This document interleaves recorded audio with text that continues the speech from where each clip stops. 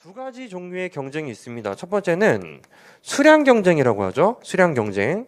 자, 수량 경쟁이라는 것은 일반적으로 동질적인 재화를 가정을 할 거거든요. 동질적인 재화를 가정할 때 두 개의 기업이 그냥 나의 이윤국 대화를 위해서 최선을 다하는 거예요. 나의 이윤국 대화를 위해서 이제 최선을 다하는 것이 이제 수량 경쟁인데 그 매개체가 수량이다. 따라서 기업 1이 Q1을 얼마로 정해야 할지, 기업 2는 Q2를 얼마로 정해야 할지에 대한 행동 지침이 존재하게 될 것입니다. 그래서 이걸 도출하기는 좀 어려운데요. 도출하기는 좀 어려운데 일반적으로 수량 경쟁 첫 번째 꾸르노 경쟁이라는 게 있어요. 꾸르노 경쟁. 그 얼굴 보이시죠? 오른쪽에 그 꾸르노라는 분께서 진짜 오래전에 만드신 논리인데 두 개의 기업만 존재하게 되면은 아무래도 이제 기업 1은 이게 목적이잖아요. 기업 1은 맥스 파이 1이 목적이 될 것이다. 맥스 파이 1이 목적이 되는데 그 와중에 내가 생산량을 얼마로 결정할지에 대해서만 고민을 합니다. 기업 2의 행동, 기업 2의 이윤 관심 없어요. 기업 2는 영향을 주는 건 맞지만 본인에게 이윤 극대화는 어디까지나 기업 1의 매출액에서 기업 1의 비용을 빼고 남아있는 부분을 극대화시키는 것만 목적이라고 볼 수가 있습니다. 근데 여기 제약 조건이라고 해요. 제약 조건, subject to 제약 조건이라는 게 존재하게 되는데 이 제약 조건이 너만 없었으면 이건 다 내 거였다. 너만 없었으면은 이거는 모조리 내 것이었다라는 전체 수요 곡선 있지 않습니까? 예, 그게 바로 본인의 제약 조건이에요. 상대 기업의 수량이 0이라면은 순수 독점처럼 행동하면 돼요. 그치? 상대 기업이 이제 생산량이 0이라면 순수 독점처럼 행동하면 되는데, 자, 이런 그래프를 하나 그려서 접근해 보려고요. 수식적인 부분은 우리가 지금 인문 강의에서 지나치게 많이 할 수는 없습니다. 여기가 Q1이고, 여기가 만약에 Q2로 그림이 그려진다라면은 상대방의 수량이 0일 때 나는 이만큼 만드는 게 최적이더라는 좌표 있잖아요. 그치? 자, 이 점이 의미하는 것은 순수 독점 가정 시 최적 개별 기업의 Q1을 의미하는 것일 거예요. 상대방이 하나도 안 만드는 행동이 목적이 된다면은 나는 이렇게 해야지라고 생각을 하게 될 것입니다. 근데 그러지 마요. 의미 없거든. 개별 기업 차원에서는 이런 고민을 해요. 상대방이 만약에 안 만들면은 MR을 끌어내서 MC가 수평이라 하자. 나 이렇게 만들래요. 이거거든요, 이거. 그치? 근데 상대방이 10개를 생산하더라고. 10개. 10개를 생산하면은 이거 내가 10개 팔고 남아있는 거 가지고 이윤국대화 추구해야 되는 거예요. 따라서 10개 생산하면은 개별 기업이 남아있는 수요 곡선에서 MR을 끌어내고 아유, 난 이거밖에 못 만들겠다라고 할 거 아니겠습니까? 그치? 따라서 상대 기업의 생산량이 만약에 발생하게 되면은 본인의 최적은 줄어든다고 합니다. 본인의 최적은 줄어들고요. 아, 됐네. 상대방의 수량이 증가하면 증가할수록 본인의 이윤국대화 생산량은 점점 감소하게 될 것이고 이것만 가지고는 이게 그러면 상대 Q2에 대해서 내가 어떻게 만들어야지 이윤국대화인가가 선인지 곡선인지 모르지만 미리 알자 선으로 나오거든요. 상대방의 생산량이 늘어나면 늘어날수록 나의 수요 곡선, 나 혼자 쓰는 수요 곡선이 자꾸 줄어드는 것이기 때문에 점점 더 감소하는 메커니즘이 작동이 된다라고 합니다. 그래서 얘를 보고 우리는 R1, 리액션 함수죠. 기업 1의 반응 곡선이라고 불러요. 나중엔 도출할 거야. 이 수식 어떻게 나오는지 도출해 볼 거예요. 하지만 지금은 개념 잡자고요. 개념. 상대방이 하나도 안 만들면은 순수 독점처럼.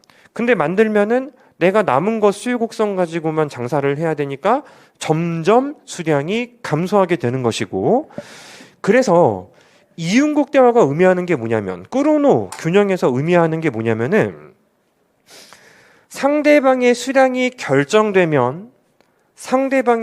결정되면은 그 와중에 나의 이윤국 대화를 추구하면서 나의 이제 기준이 나온다는 거예요.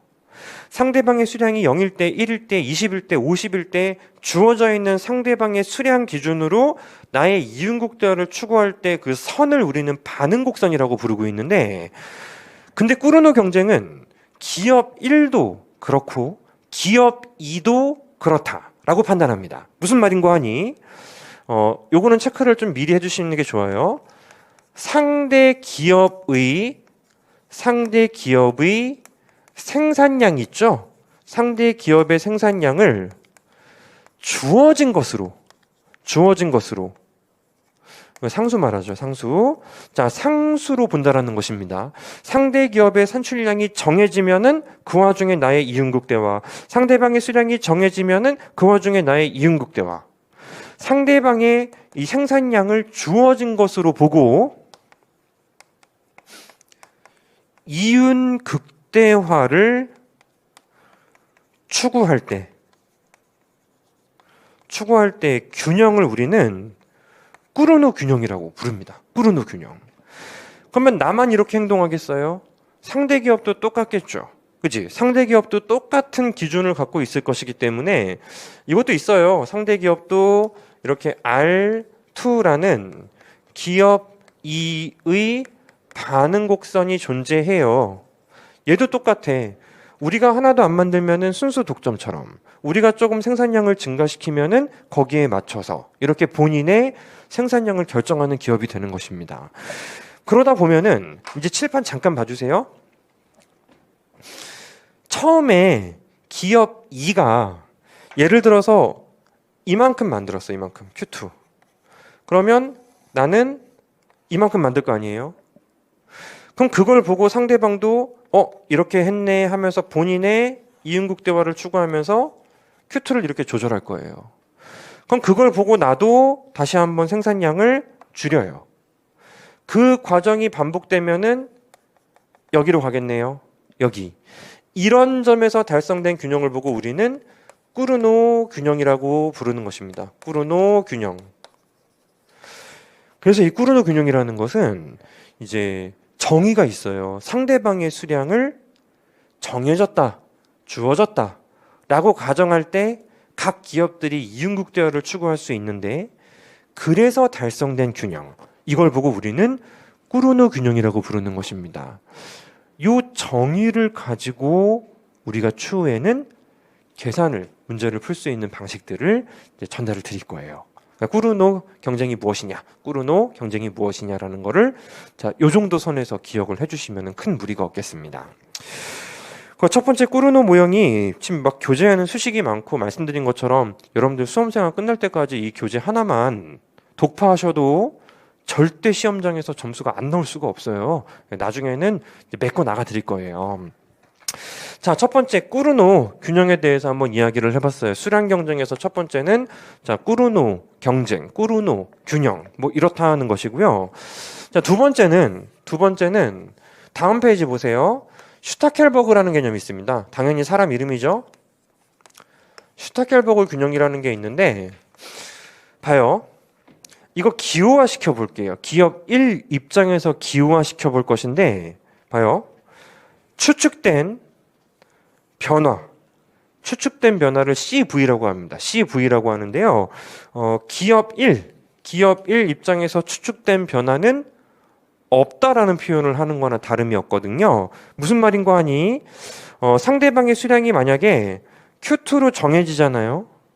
그러면 내가 Q1을 얼마나 변화시키는지와 상관없이 상대방은 생산량을 바꾸지 않을 것 같다. 0.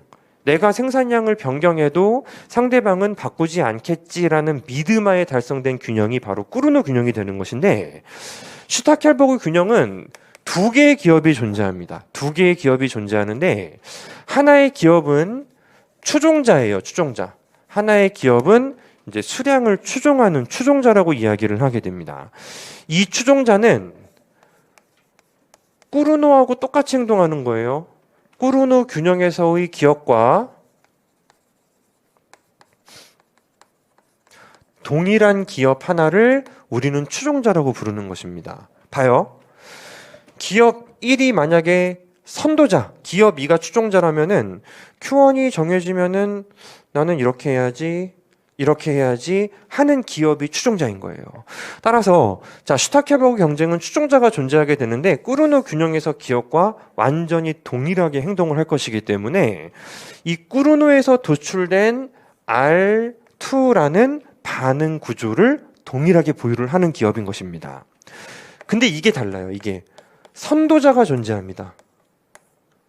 자, 슈타켈버그 선도자라는 게 존재하게 되는데 얘는 수리적인 의미로는 Q1을 먼저 결정할 수 있어요. Q1을 먼저 결정할 수 있는 지위를 갖는 것이 바로 이제 선도자가 됩니다. 봐요.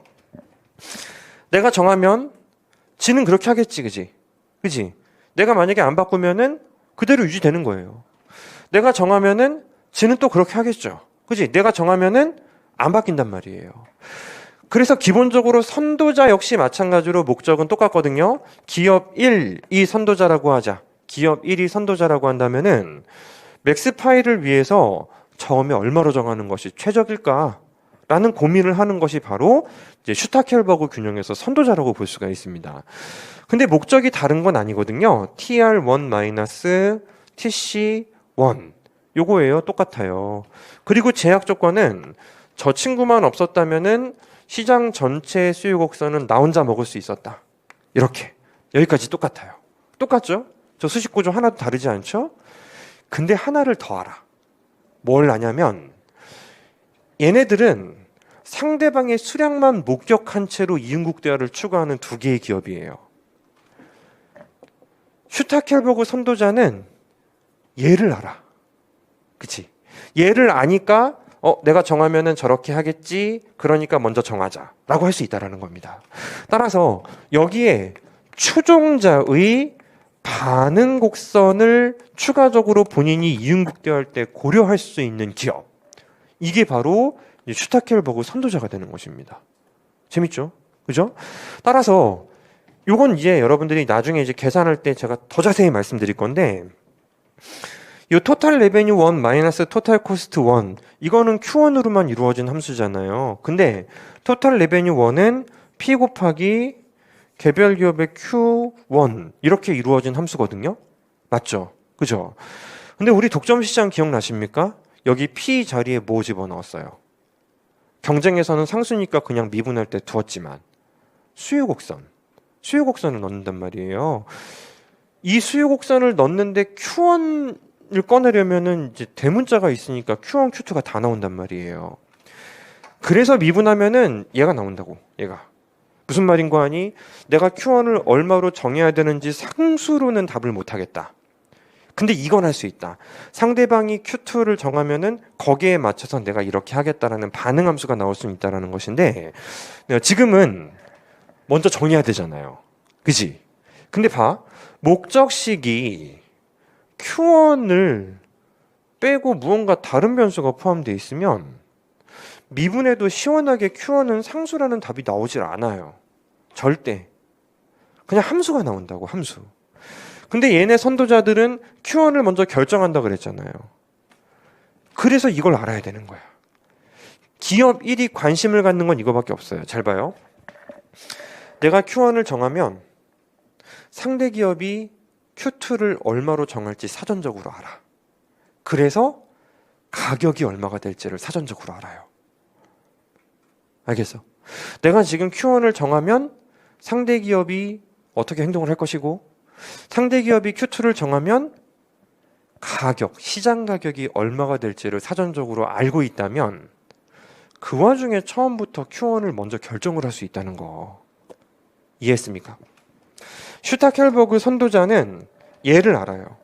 얘를 알고 있기 때문에 무슨 수를 써서라도 나의 목적식에 Q1만 남을 수 있도록 수식을 정돈할 수 있다면은 요거 미분해서 Q1을 먼저 선도할 수 있는 거예요.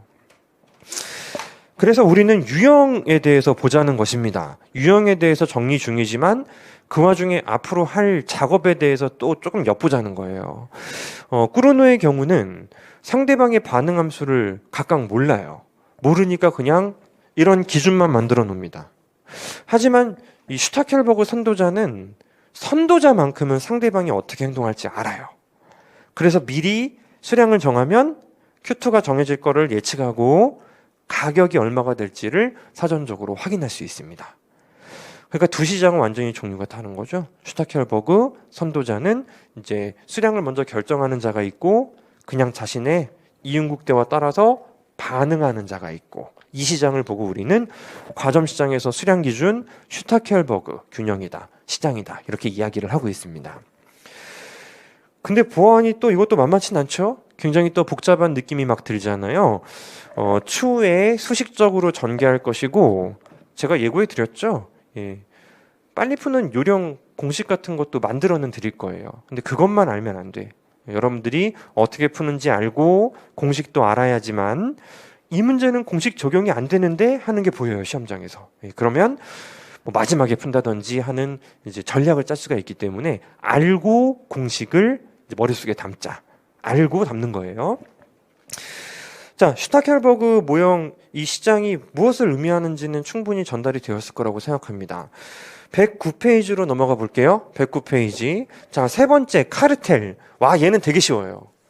자, 카르텔은 이제 꾸르노 경쟁을 하고 있던 두 개의 기업이 이제 한 테이블에 만났습니다. 테이블에 만나가지고, 우리 좀 아쉽더라. 그냥 우리가 마치 하나의 기업처럼 행동했으면은 너랑 나랑 이윤 합친 거 그 이상을 벌 수 있었대요.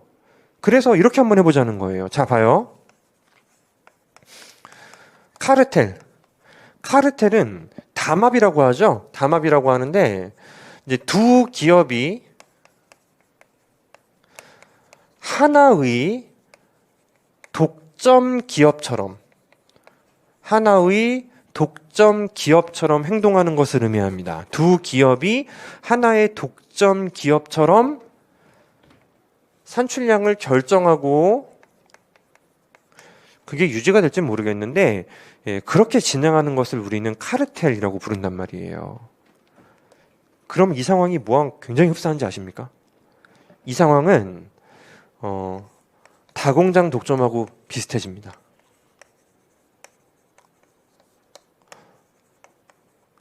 맞잖아. 두 개의 기업이 자신의 이윤을 합친 걸 극대화시킨다는 것은 공장이 두 개고 마치 하나의 기업처럼 순수 독점처럼 행동을 취한다는 것이죠. 그죠?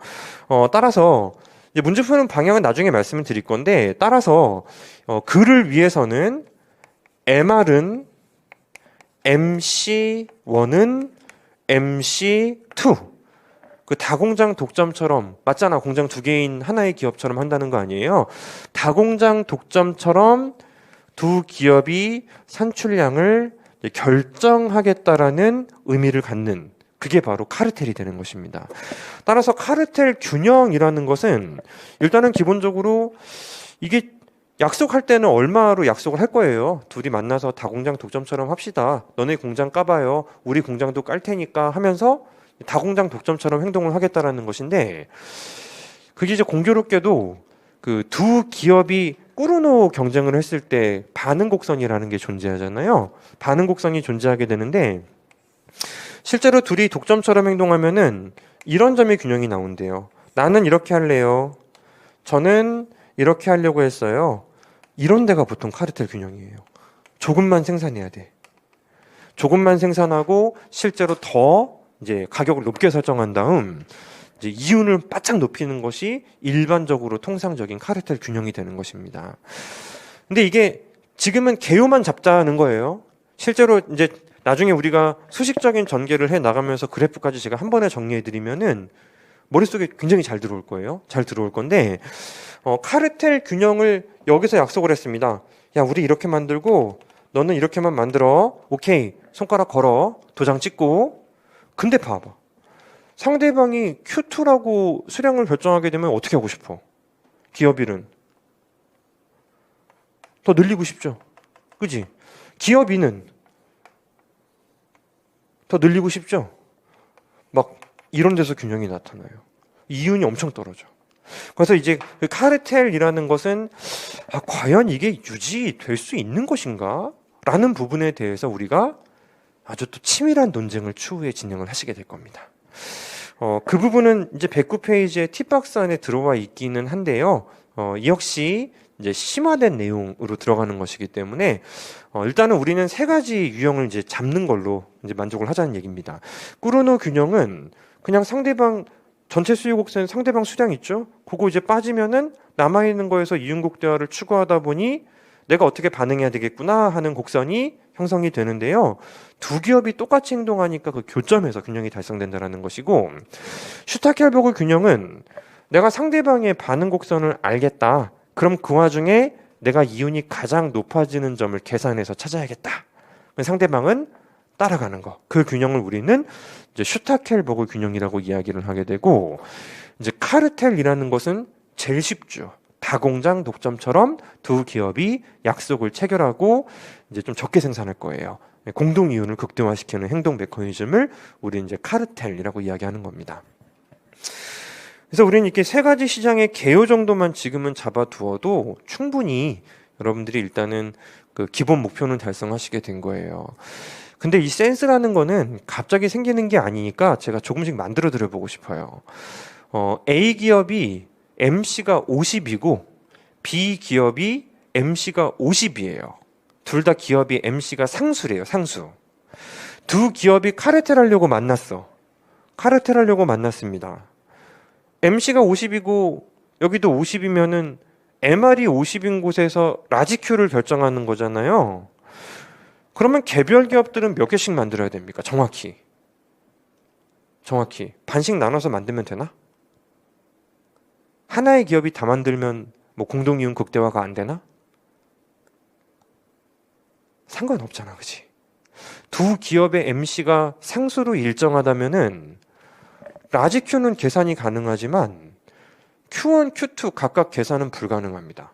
왜냐하면 누가 만들어도 비용이 똑같거든요. 둘 다 우상향한다면은 딱 나와. 둘 다 우상향한다면은 MC가 똑같을 때까지 번갈아 가면서 발주를 넣다 보면 딱 맞아 떨어져. 근데 둘 다 MC가 상수인 경우에는 이거는 공장이 두 개지만 사실상 MC 50인 공장 하나만 존재하는 기업인 거나 똑같잖아요. 그치? 그러면 라지 Q만 나와요. 라지 Q만 나와. 그럼 개별 기업이 각각 몇 개씩 생산해야 된다? 그런 거 안 나와요. 근데 보통 현실 경제의 상황을 조금만 이제 가미하면 그래도 반반씩 나눠서 생산하는 게 나아요. 왜냐하면 하나 기업이 더 많이 만들었다가 이윤이 높은 걸 나중에 분배해주고 그런 과정에서 분명히 이제 회계적인 문제가 생길 거란 말이에요. 그래서 그렇게 가정할 수는 있지만 딱 떨어지게 Q1과 Q2를 계산을 못하는 경우가 있다 보니 우리가 계산 문제를 풀 때는 좀 편안하게 가더라고. MC가 상수이고 두 기업의 MC가 똑같을 때는 뭘 이렇게 힘들게 생각해? 그거 하나, 공장 하나 있는 것처럼 순수 독점으로 라지 Q부터 먼저 구하자. 이런 어떤 센스가 생길 수 있다는 겁니다. 근데 이거를 공식으로 생각하시면 참 곤란해요. 그런 경우에 가능한 풀이법 정도인 것이지 모든 경우에 달성이 가능한 것은 절대 아니기 때문에 그렇습니다. 자, 이런 그 센스들이 갑자기 생기는 건 아니기 때문에 조금 한번 이야기를 한번 진행해 봤어요. 그래서 주어져 있는 내용들이 상당히 많지만 우리가 모두 커버할 수는 없고요. 113페이지로 넘어가 볼게요. 113페이지.